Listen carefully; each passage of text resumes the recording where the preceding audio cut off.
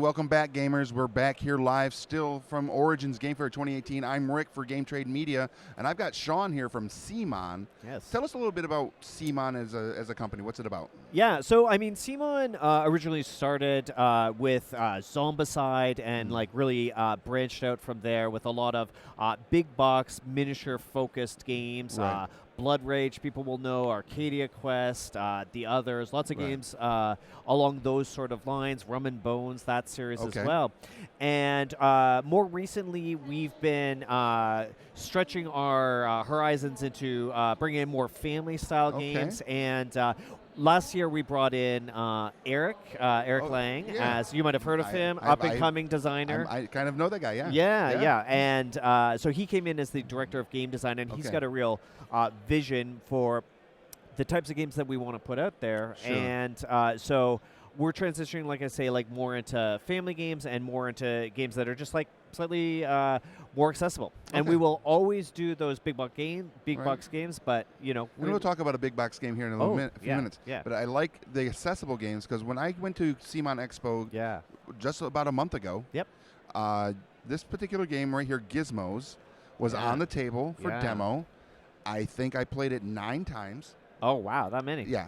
That's I awesome. tried to get in as many games of it as I possibly could because this game spoke to me. One, because it's something I'm definitely want to show my kids. Yeah. And get them involved in playing, get them off their phones and off their Xbox. Absolutely. And sit down and play some game time. And this game, I think, is going to be the one that's going to really lock them in.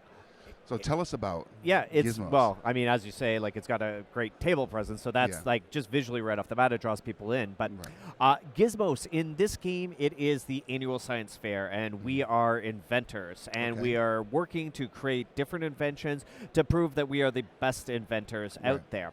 It's a new game by Phil Walker Harding, who you may know, very good designer, and this was actually one of the first games that Eric signed when he came on as the director of game design. Nice. And a little story behind this game, when it first came about, it was only cards, and then through Eric's sort of development, it has kind of come to be this awesome masterpiece you see before you now. It's a beautiful game. I think one of the easiest way, if you don't mind me saying so, is let's show them how it's played. Yeah, absolutely. Because this game is definitely a game you got to see to kind of get. Yeah. All right. So on a turn, there's 4 different actions that you can do as an inventor. You can file.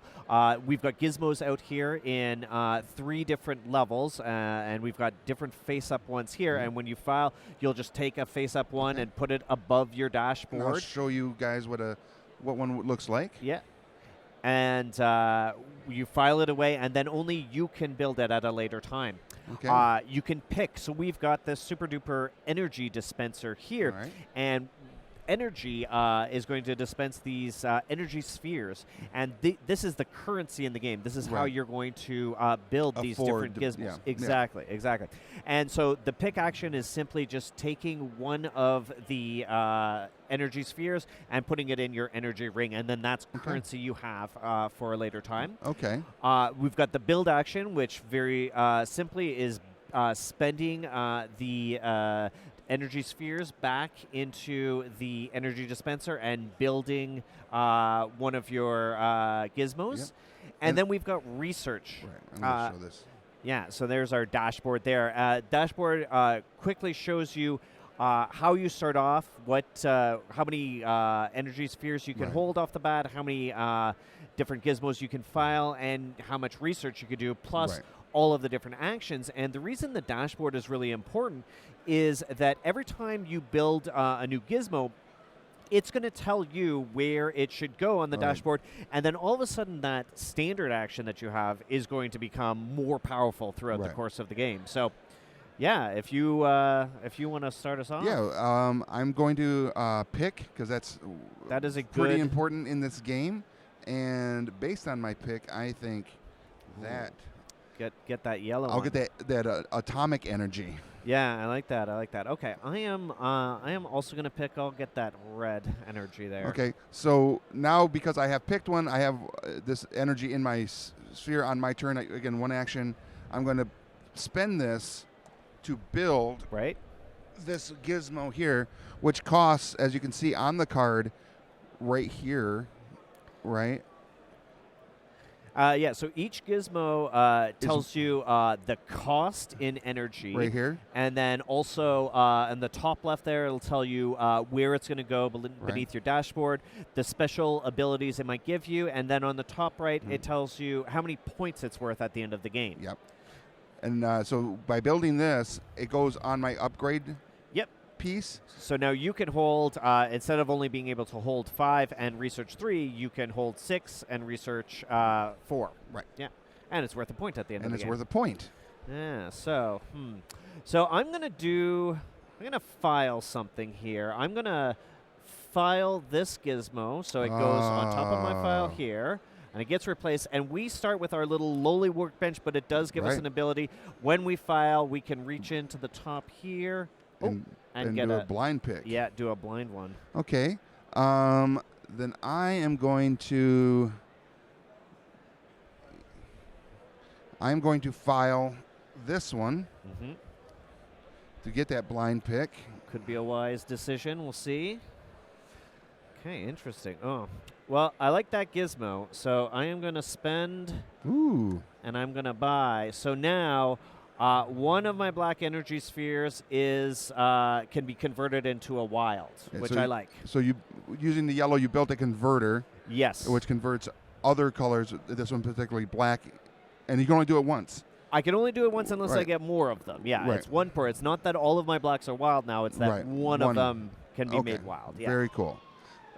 So on this turn, I noticed that in the field.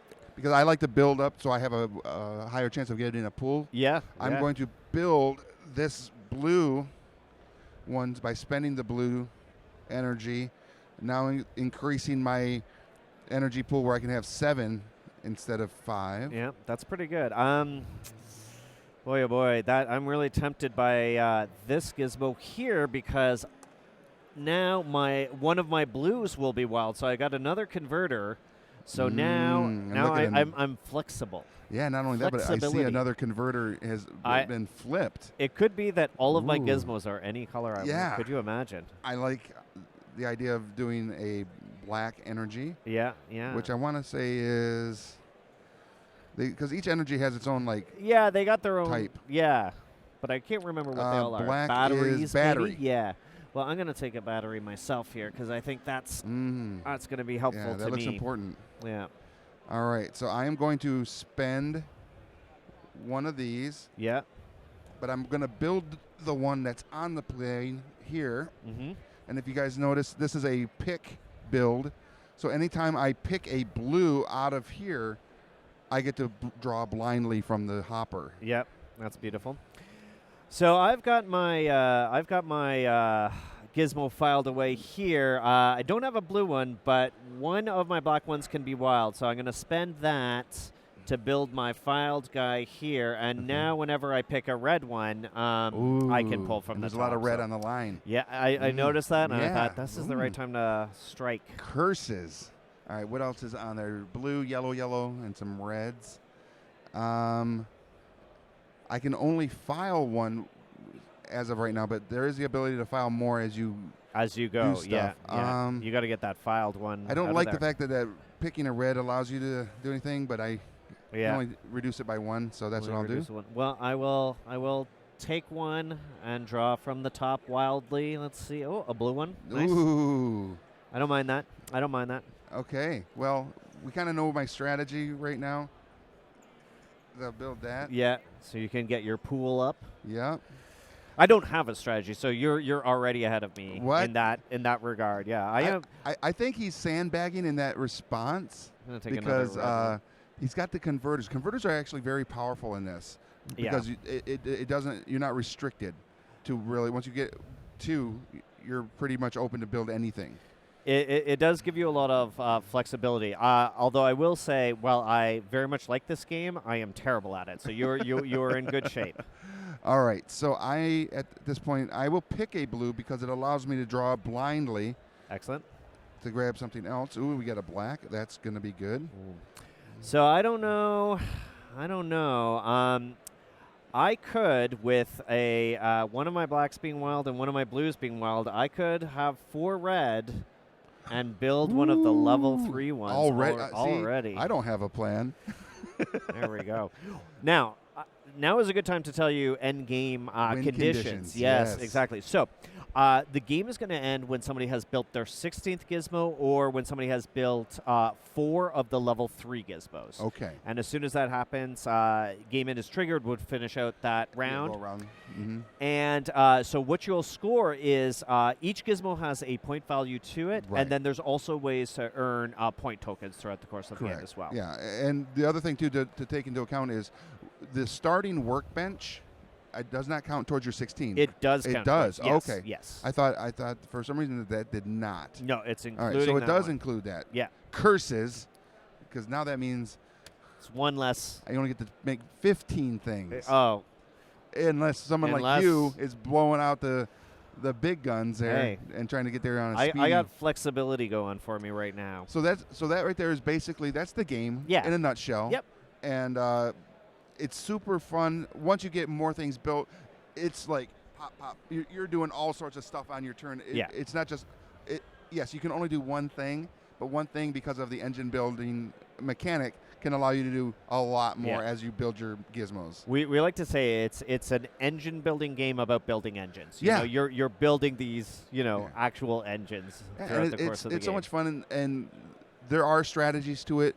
Absolutely. There are cards in here that are really cool that allow you to, like, at the end of the game. And one of the things my strategy is once I get where I can have I think it's like 8 or 9 here, and then I start building anything I want because that allow me to just keep putting stuff here. Yeah. There's a card in this stack on the level 4 or level 3 cards that for every energy that is in your ring here, you get like a victory point. Yes, and so it's a beautiful card. Combination-wise, it can work well if you've got that synergy going. Yeah. So what's great about it is, yes, definitely there's like a depth of strategy where you could explore finding those cards to work together, but at the same time, there is, it can be completely enjoyed on like a base level where you can just have fun, like, building your little engine and seeing it pop off every once in a while and like grabbing the right energy spheres that you need. So, yeah, absolutely. It's a great game. And this is going to be available when? August, so we're hoping for Gen Con. Gen Con release? Yeah. Okay, and it's going to be retailing at what about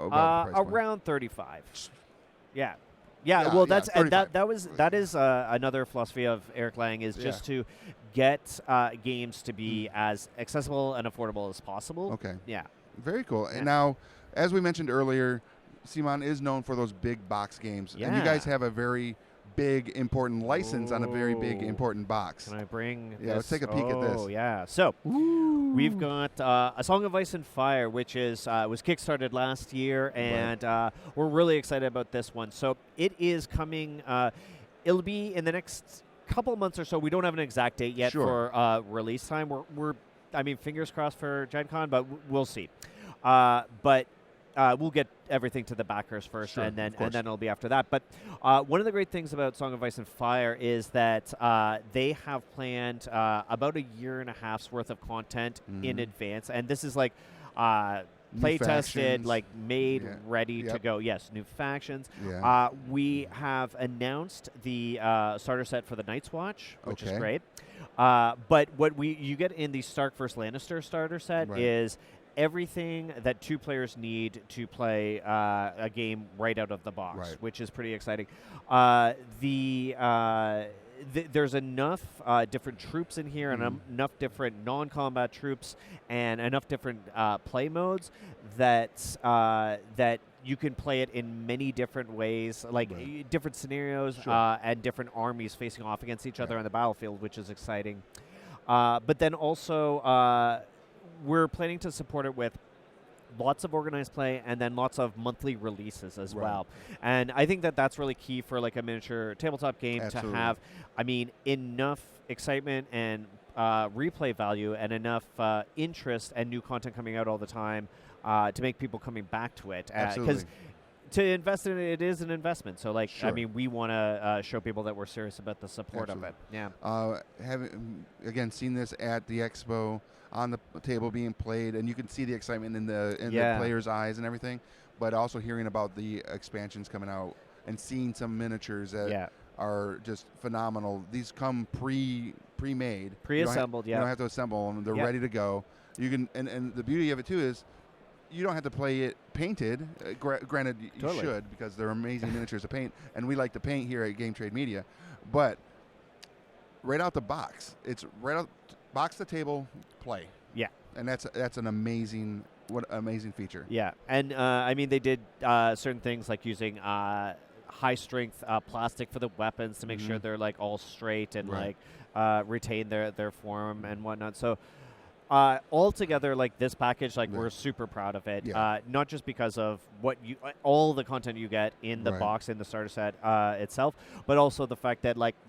I mean, A Song of Ice and Fire has such a deep mythos, so the fact that we're going to be able to bring fans the houses that they want, the factions that they want, especially and they'll be able to play. It's going to be ridiculous. It's so good. Yeah. Oh, man. Thanks, Sean, so much for coming out and showing us all this amazing stuff. Thank Gizmos, you. everybody. It needs to be in your holiday gift for this fall. Every family gathering should have a Gizmo on the table.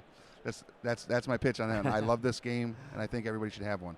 On that note, where can everybody find you guys, social media-wise? So we've got the CMON Facebook page, CMON.com. They can find us there. We're on Twitter and Instagram as well. Perfect. So like all of the classics. All over the place. All the classics. All right.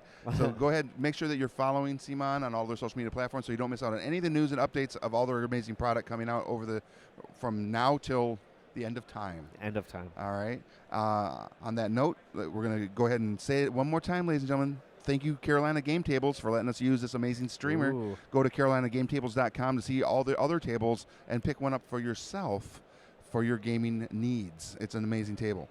And go to, I got my card, right there it is. There it is, right in the front. Found it.